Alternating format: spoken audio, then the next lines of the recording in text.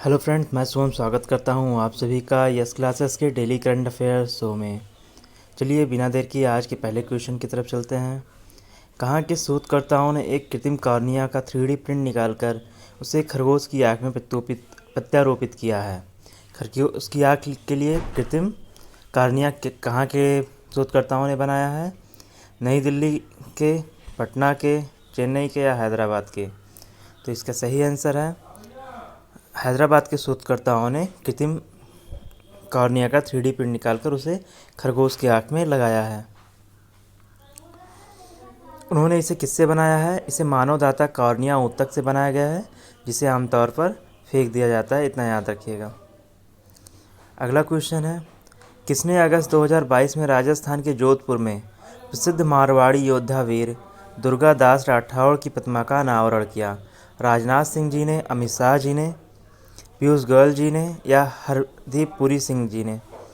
तो इसका सही आंसर है दुर्गादास राठौर जी के प्रतिमा का अनावरण हमारे गृह मंत्री राजनाथ सिंह जी ने किया है। जितने भी हमारे वीर क्रांतिकारी हैं उनके जो भी है शहीद दिवस या उनके बारे में आप ज़रूर ध्यान रखिएगा, क्योंकि अमृत महोत्सव चल रहा है, तो आज़ादी का अमृत महोत्सव चल रहा है, तो इनके बारे में क्वेश्चन ज़्यादा पूछे जा सकते हैं। रक्षा मंत्री राजनाथ सिंह ने अगस्त 2022 में राजस्थान के जोधपुर में प्रसिद्ध मारवाड़ी योद्धा वीर दुर्गादास राठौर जी का प्रतिमा का अनावरण किया। यह उनकी 350वीं जयंती थी। ये मारवाड़ साम्राज्य के राठौर राजपूत सेनापति थे। 17वीं शताब्दी महाराजा जसवंत सिंह की मृत्यु के बाद मारवाड़ पर राठौर वंश के शासन को अकेले ही इन्होंने संभाला था। राजस्थान के बारे में अन्य बातें जान लेते हैं। राजस्थान में कुल जिले 33 हैं। लोकसभा सीटें 25, राज्यसभा की सीटें 10। राजकीय पशु 2 हैं वहाँ पर, ऊँट और चिंकारा। राजकीय पक्षी है great Indian bast.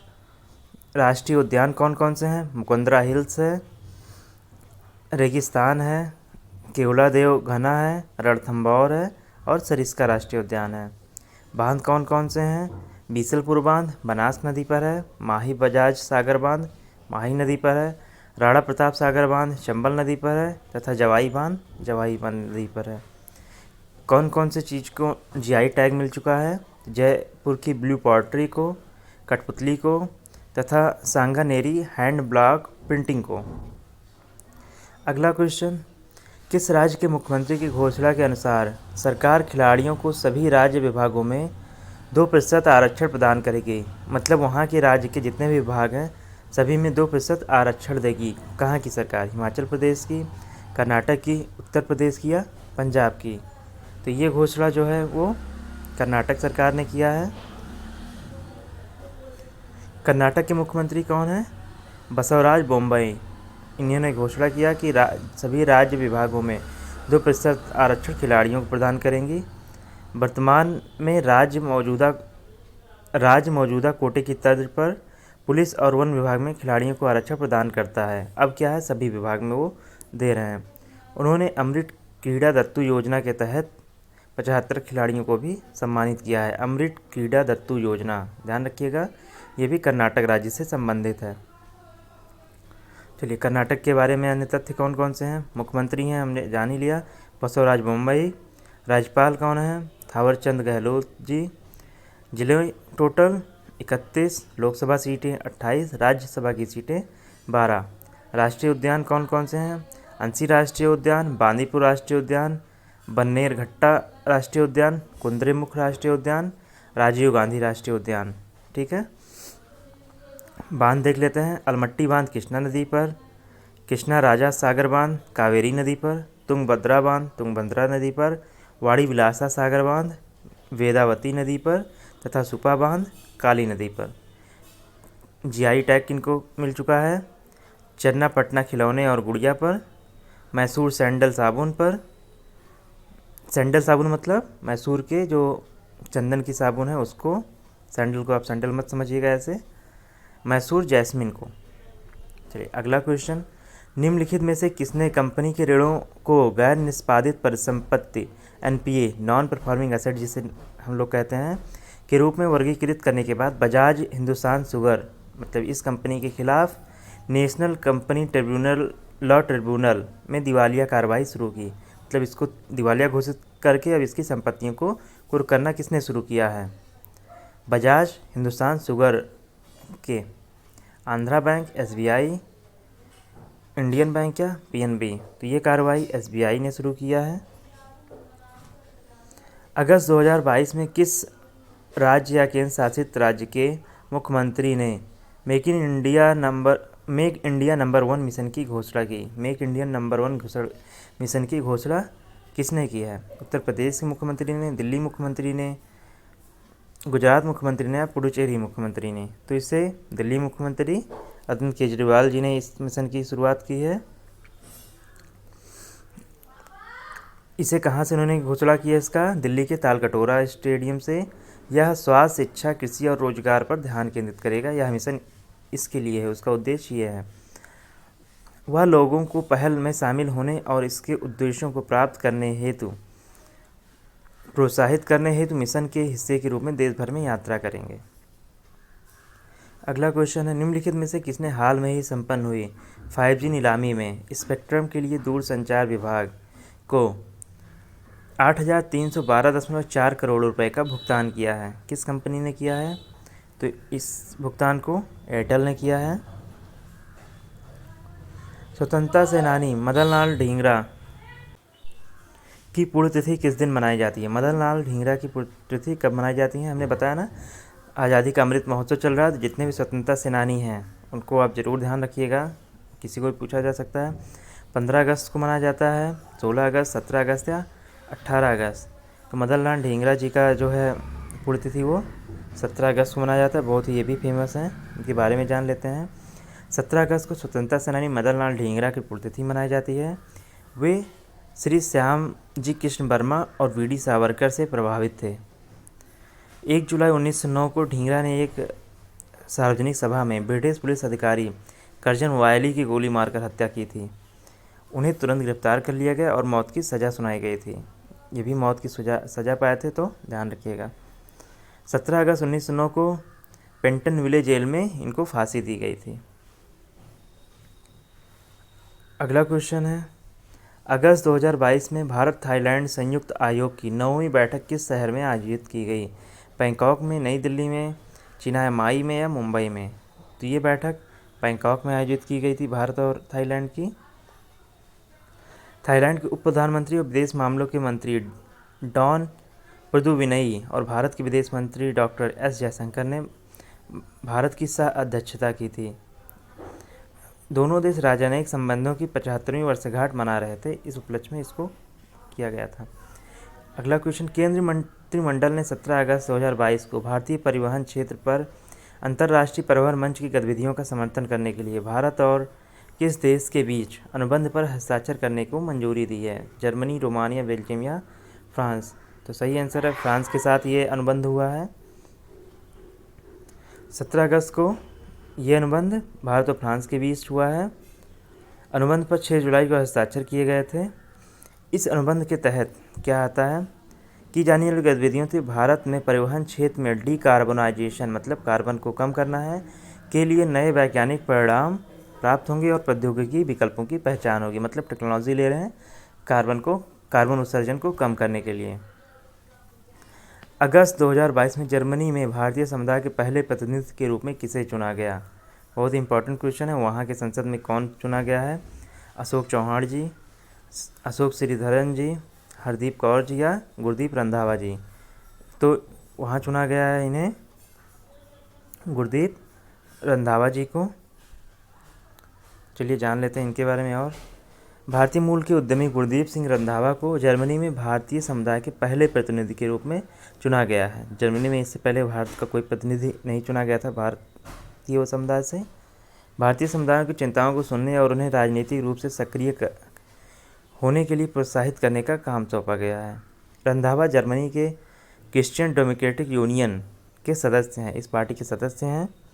CDU Germany की सबसे मजबूत राजनीतिक पार्टी है, जिसके अध्यक्ष फ्रेडरिक मर्ज हैं। मतलब वो सबसे वहाँ की जो मजबूत पार्टी है वहाँ के सदस्य हैं, वहीं से वो चुन के वहाँ की संसद में गए हैं। जर्मनी के बारे में जान लेते हैं। जर्मनी पश्चिमी यूरोपीय देश है जिसमें जंगलों, नदियों, पर्वत श्रृंखलाओं का परिदृश्य है। बर्लिन इसकी राजधानी है। जर्मनी रूस के बाद सबसे अधिक जनसंख्या वाला देश है यूरोप में, ये ध्यान रखिएगा। और यूरोपीय संघ का सबसे अधिक आबादी सदस्य वाला राज्य है। मतलब यूरोपीय संघ में रूस नहीं है, तो यूरोपीय संघ का सबसे अधिक आबादी वाला देश कौन सा है? वो जर्मनी है। यहाँ की राजधानी बर्लिन, मुद्रा यूरो। राष्ट्रपति कौन है? Frank Walter Steinmeier. Chancellor Olaf Scholz. चलिए अगला क्वेश्चन, किस राज्य सरकार ने अगस्त 2022 में राज्य की महिलाओं के कल्याण के लिए आम और वात्सल्य योजना की शुरुआत की है? मणिपुर सरकार ने, सिक्किम सरकार ने, पश्चिम बंगाल सरकार ने या असम सरकार ने? तो इस योजना को शुरुआत, मतलब आम योजना और वात्सल्य योजना की शुरुआत सिक्किम सरकार ने की है। सिक्किम सरकार के मुख्यमंत्री PS तमांग ने 15 अगस्त को इस योजना का शुभारंभ किया। अम्मा योजना के तहत राज्य के सभी बेरोजगार माताओं को सालाना 20,000 रुपये मिलेंगे जो उनके बैंक खातों में जमा किए जाएंगे। वात्सल्य योजना, निस्संतान महिलाओं को इन विट्रो फर्टिलाइजेशन उपचार के 3 लाख रुपए की सहायता की जाएगी, मतलब वो अपना इलाज करा के संतान उत्पत्ति कर सकती हैं। अगला क्वेश्चन है, अगला क्वेश्चन क्या, सिक्किम के बारे में आना जानकारियाँ देखते हैं। सिक्किम कहाँ का राज्य है? पूर्वोत्तर भारत का राज्य है। इसकी सीमा भूटान, तिब्बत और नेपाल से लगती है। 3 देशों से ध्यान रखिएगा। भारत का सबसे ऊंचा पर्वत कंचनजंगा जो भारत में स्थित है वो सिक्किम में भी है। वैसे भारत का सबसे ऊंचा पर्वत क्या है? माउंट केटू है जो POK में है। सिक्किम की राजधानी गंगटोक है। इसका गठन हुआ था 16 मई 1975 को। राज्यपाल श्री गंगा प्रसाद जी हैं तथा मुख्यमंत्री श्री प्रेम सिंह तमांग जी हैं। अगला क्वेश्चन है, अगस्त 2022 में किस भारतीय कंपनी ने भारत में गहरे समुद्री अन्वेषण के लिए वैश्विक पेट्रोलियम दिग्गज एक्स्ट्रामोबिल के साथ समझौता किया है? मतलब पेट्रोलियम की खोज के लिए इस कंपनी के साथ समझौता किए हैं। भारत की कौन सी कंपनी है? गेल है, इंडियन ऑयल कॉरपोरेशन लिमिटेड है, भारतीय पेट्रोलियम है या तेल और प्राकृतिक गैस निगम है? तो इस कोई खोज की बात आएगी तो ये खोज भारत में कौन करता है? ONGC ही करती है, तेल और प्राकृतिक गैस निगम। निम्नलिखित में से किसे अगस्त 2022 में केन्या के राष्ट्रपति का विजेता घोषित किया गया है? बताइएगा। तो इसका सही आंसर क्या है? विलियम रूटो ने जीता है, वहाँ के राष्ट्रपति। केन्या के उपराष्ट्रपति विलियम रूटो, जो वर्तमान में उपराष्ट्रपति हैं, को केन्या के राष्ट्रपति चुनाव का विजेता घोषित कर दिया गया है। कितने वोट मिले हैं? 50.5, मतलब बहुत ही कम, 1% वोट ज़्यादा हैं। यही पहली बार था जब रूटो राष्ट्रपति पद के लिए दौड़ में थे, जबकि 10 वर्षों से वो उपराष्ट्रपति के रूप में कार्य कर रहे हैं। रूटो राष्ट्रपति उहुरु केन्याट्टा का स्थान लेंगे। चलिए अगला क्वेश्चन है, राजनाथ सिंह ने 16 अगस्त 2022 को भारतीय सेना की नई एंटी पर्सनल माइन सौंपी है। इस माइन का क्या नाम है? कलश है, कवच है, निपुण है, प्रहरी है? ध्यान रखिएगा, इस नई एंटी पर्सनल माइन का नाम निपुण है। निपुण के बारे में अन्य जानकारियाँ देख लेते हैं। रक्षा मंत्री राजनाथ सिंह ने 16 अगस्त 2022 को भारतीय सेना को नई एंटी पर्सनल माइन निपुण और future infantry soldier system F-INSAS सौंपा है। 2 चीज़ें सौंपी हैं, एक पर्सनल माइन निपुण और future infantry soldiers as a system, जिसका शॉर्ट फॉर्म है F-INSAS सौंपा है। दोनों प्रणालियाँ भारतीय फर्मों द्वारा स्वदेशी रूप से निर्मित की गई हैं। F-INSAS परियोजना का उद्देश्य सेना का आधुनिकीकरण करना तथा सैनिक की परिचालन क्षमता को बढ़ाना है। अगला क्वेश्चन है, अगस्त 2022 में किस राज्य या केंद्र शासित प्रदेश के मुख्यमंत्री ने मेक इंडिया नंबर 1 मिशन की घोषणा की? ये क्वेश्चन पहले भी हम लोग पढ़ चुके हैं। तो हमारे दिल्ली के मुख्यमंत्री केजरीवाल जी ने इसको शुरू किया है। अगला क्वेश्चन है, कौन सा राज्य एडवांस टेक्नोलॉजी सेंटर का उद्घाटन करने के लिए तैयार है? Rajiv Gandhi advance technology centre का उद्घाटन कौन करेगा? जहाँ पे कांग्रेस की सरकार होगी, क्योंकि राजीव गांधी जी कहाँ के थे? कांग्रेस सरकार से संबंधित थे। तो अकेला इसमें ऑप्शंस में से राजस्थान है जहाँ की सरकार ये काम करेगी। उद्देश्य जान लेते हैं। तकनीकी स्नातकों को अधिक रोजगारपरक बनाने के उद्देश्य से राजस्थान सरकार Rajiv Gandhi advance technology centre R CAT का उद्घाटन कर रही है। इसका उद्घाटन कौन करेगा? राजस्थान के मुख्यमंत्री अशोक गहलोत जी। आर-कैट स्नातकों के लिए 1 सप्ताह से 6 महीने तक की अवधि के साथ उन्नत और उभरती सूचना प्रौद्योगिकी का प्रशिक्षण कार्यक्रम आयोजित करेगा। उन्हें 1 सप्ताह से 6 महीने तक का ट्रेनिंग दी जाएगी। किसके किसके साथ अनुबंध हुआ है? ओरेकल के साथ, VMware के साथ, SAS के साथ, रेड हैट के साथ, CISCO के साथ, CAD के साथ और ऑटोफिना जैसे वैश्विक दिग्गज कंपनियों ने इसमें सहयोग कर रहे हैं, इनके साथ टाई अप हुआ है। अगला क्वेश्चन है, आयरलैंड के केविन ओब्रायन ने अंतर्राष्ट्रीय क्रिकेट से संन्यास लेने की घोषणा की। वह किस देश से संबंधित हैं? तो क्वेश्चन में लिखा हुआ है ये आयरलैंड के हैं, तो आयरलैंड से ही हैं। कुछ खिलाड़ी दूसरे देश से भी खेलते हैं, इसीलिए इस तरह के क्वेश्चन बनाए गए हैं, तो कंफ्यूज मत होइएगा। आयरलैंड के केविन ओब्रायन अंतर्राष्ट्रीय संन्यास से क्रिकेट से संन्यास लेने की घोषणा की। उनके नाम ICC पुरुष क्रिकेट विश्व कप में सबसे तेज शतक बनाने का रिकॉर्ड है। ध्यान रखिएगा, इंपॉर्टेंट है। आगे इनके बारे में और भी अन्य जानकारियाँ हैं, आप देख लीजिएगा। सबसे ज़्यादा क्या है? यही ICC पुरुष विश्व कप क्रिकेट में सबसे तेज शतक इन्होंने बनाया है। देखिए नीचे कब बनाया था? 2011 में 63 गेंदों में 113 रन बनाया था इन्होंने। चलिए अगला क्वेश्चन है, एडमिरल टैन श्री मोहम्मद रेजा बिन मोहम्मद सानी 16 से 19 अगस्त तक भारत की यात्रा पर हैं। वह किस देश के रॉयल नेवी के प्रमुख हैं? थाईलैंड के, इंडोनेशिया के, ब्रुनई की या मलेशिया के? तो ये मलेशिया के रॉयल नेवी के प्रमुख हैं जो भारत की यात्रा पर हैं इस समय। अगला क्वेश्चन है, इसरो को किस कंपनी द्वारा निर्मित 2 अंतर्राष्ट्रीय उपकरण मिले? अभी अभी हमने पढ़ा था, जिसके उपयोग भारत के मानव युक्त अंतरिक्ष मिशन गगनयान के पहले मानव रहित विकास प्रक्षेपण में किया जाएगा। तो इसे हिंदुस्तान एयरोनॉटिक्स लिमिटेड मतलब हेल ने निर्मित किया है। अलग क्वेश्चन है, इसरो को इन्होंने दिया है बना के। क्या है इसके बारे में और जानकारियाँ देखते हैं। इसरो को हेल द्वारा निर्मित 2 अंतर्राष्ट्रीय अंतरिक्ष उपकरण मिले, जिसका उपयोग भारत के मानवयुक्त अंतरिक्ष मिशन गगनयान के पहले मानव रहित विकास प्रक्षेपण में किया जाएगा। यह इसरो द्वारा गगनयान के लिए किया गया दूसरा क्रू मॉडल फेयरिंग है।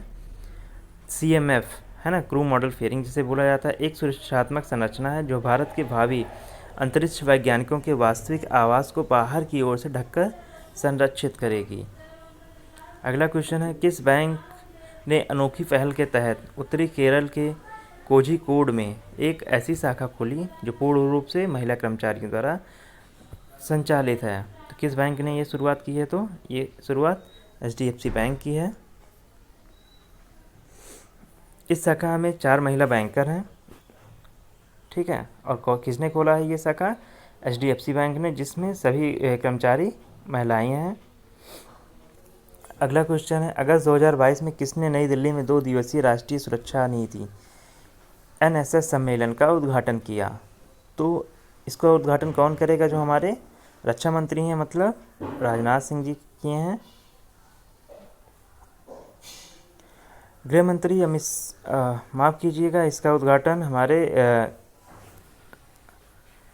गृह मंत्री जी ने किया है, क्योंकि ये क्या है, राष्ट्रीय सुरक्षा से संबंधित है, ना कि देश से सुरक्षा है। वो भी दोनों गृह मंत्रालय भी होते इम्पोर्टेंट विभाग हैं।